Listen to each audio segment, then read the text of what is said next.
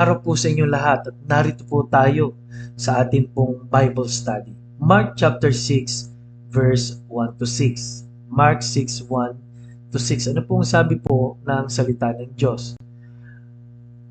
Umalis siya roon at pumunta sa kanyang sariling bayan at sumunod sa kanya ang kanyang mga alagad. Nang sumapit ang Sabat, nagpasimula siya magturo sa sinagoga at marami sa mga nakinig sa kanya ay namangha na sinasabi, "Saan kinuha ng taong ito ang lahat ng ito? Anong karunungan ito na ibinigay sa kanya? Anong mga makapangyarihang gawa ang ginagawa ng kanyang mga kamay? Hindi ba ito ang karpintero, ang anak ni Maria at kapatid ni Santiago, Jose, Judas at Simon? Hindi ba naritong kasama natin ang kanyang mga kapatid na babae at sila'y natison sa kanya?" Verse number 5. Ano po? Kaya't sinabi sa kanila ni Jesus, ang propeta ay hindi nawawalan ng karangalan maliban sa kanyang sariling bayan, sa kanyang sariling mga kamag-anak at sa kanyang sariling bahay. Verse 5, hindi siya nakagawa roon ng anumang makapangyarihang gawa maliban sa ipinatong niya ang kanyang mga kamay sa ilang mga may sakit at pinagaling sila. Nangagilala siya sa kanilang hindi pagsampalataya. Siya'y lumibot na nagtuturo sa mga nayong nasa paligid. Alam niyo po, nakakalungkot at medyo kakaiba po ang talata ngayon na hindi tinanggap ng mga tao ang pagpapala dahil hindi ibinigay ni Jesus, kundi dahil po sa, sabi roon ay, nawalan sila ng pananampalataya. Di ba ito yung anak ng karpintero? No? Pero namangha sila sa tinuro, alam nilang hindi talaga si Jesus at kung sino lamang ano po. Pero nung naunawaan nila, teka, kilala ko to eh. Ito yung kapatid ni ganito at may kapatid pa siya mga babae.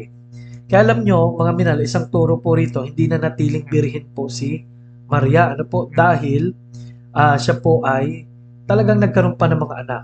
No? At sa Luke 1:47, siya rin ay tumanggap kay Jesus. Ano po? Pero dito po, sa ating pag-aaral, napakalinaw po na mayroong kaso at may pagkaataon na hindi po talaga nangyayari yung gusto mangyari ng Diyos dahil sa, sabi ng Biblia ay unbelief. Ano po? Naramdaman nila yung kapangyarihan, wisdom, nabalitaan na nila sa ibang mga lugar, nakita naman nilang may pinagaling din ng Panginoon, ano po, pero hindi nila naranasan at nawa ho sa mga oras na ito, kahit po tayo Kristiyano na, there are times what we are praying for ay hindi po tayo talaga naniniwala doon sa ating ipinapanalangin kung tutugunin, ano po. Kaya ang hindrances to prayer and blessings and the grace of God is unbelief. Ano po? They refuse to believe. Ano po? Kasi po nakita na nila yung matitinding gawa eh. Pero yung isip nila, kaya sabi ng Panginoon, hindi siya naagawa ng mga dakilang bagay. Huwag mangyaring hindi siya maagawa ng mga dakilang bagay dahil wala tayong pananampalataya sa Panginoon. And there are causes of unbelief.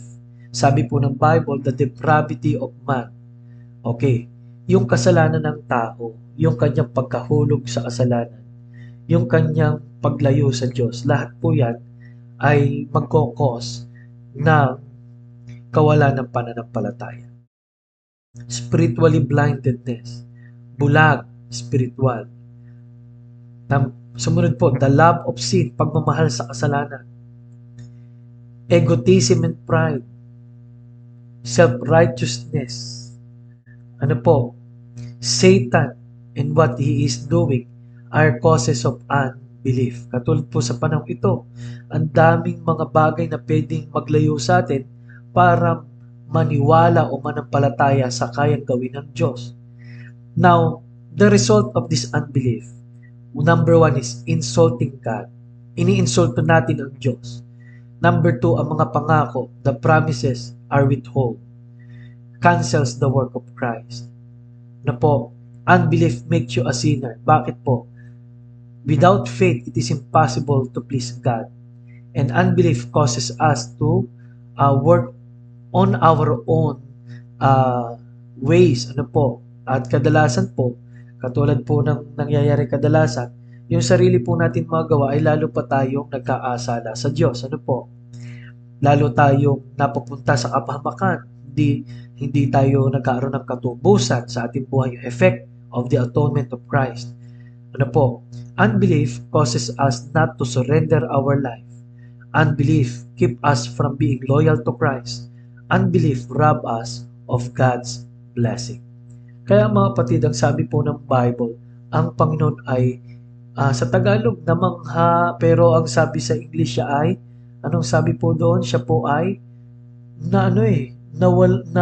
nagulat din siya. Ano po? Kaya mga kapatid, huwag nawang magulat ang Panginoon sa ating mga buhay dahil sayang ang kanyang biyaya. Lord, nawa po ang biyaya nyo ay laging sumagana. Hindi po kami mapuno ng unbelief, but by faith, we will believe. Salamat po. Ang faith po namin ay hindi yung sinasabi ng iba na blind faith, but it is according to what is now established in the Word of God. Kaya maraming salamat po, Lord, sa salita mo. Sa pangalan po ni Jesus. Amen. Kamusta po kayo? At kung meron po kayong mga tanong, magtanong po kayo. At kung kailangan niyo po ng tawagan ko po kayo. Maraming salamat po. Ito po si Pastor Paul Borja. Nagsasabing kailangan natin ng